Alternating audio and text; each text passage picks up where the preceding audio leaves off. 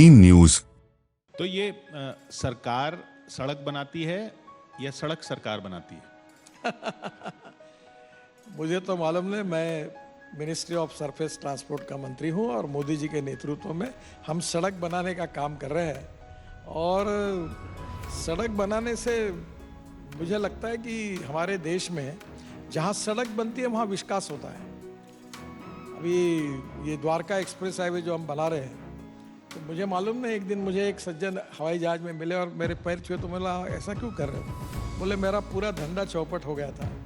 जैसे आपने ये जो द्वारका एक्सप्रेस हाईवे बनाया तो उसके बाद में बोले मुझे 2-2.5 करोड़ का फायदा हुआ। अब मेरी प्रॉपर्टी सब बढ़ गई और ज़मीन को भाव है। तो अभी ये दिल्ली की डेवलपमेंट, और अच्छी बात आपको बताता हूँ, मुझे पहली बार पता चला कि ये जो जैसे ये जिस रोड की मैंने उल्लेख किया कि 20 मिनट में हम आएंगे द्वारका, ये जो चंडीगढ़ रोड से, तो इसमें दोनों बाजू में इतने हमने 76 किलोमीटर रोड बनाए। एक्चुअल रोड है 34 किलोमीटर का, और इसको जोड़ने वाले भी सब रोड बनाए। इसके कारण दिल्ली की आने वाली डेवलपमेंट इसी बाजू में बहुत बड़े प्रमाण पर होगी, और जिसके कारण निश्चित रूप से पोल्यूशन तो कम होगा ही, पर प्लान डेवलपमेंट उस एरिया में होगी, वो भी एक प्रकार से दिल्ली के लिए फायदा होगा।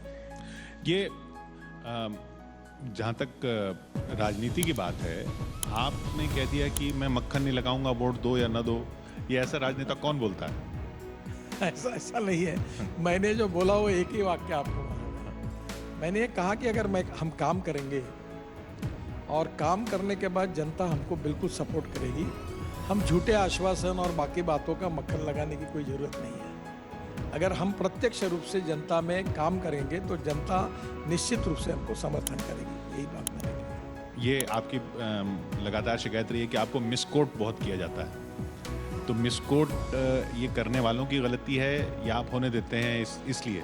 ये आपकी मीडिया इंजीनियरिंग है। एक आदमी गलत छापता है पहले अपने वेबसाइट पर।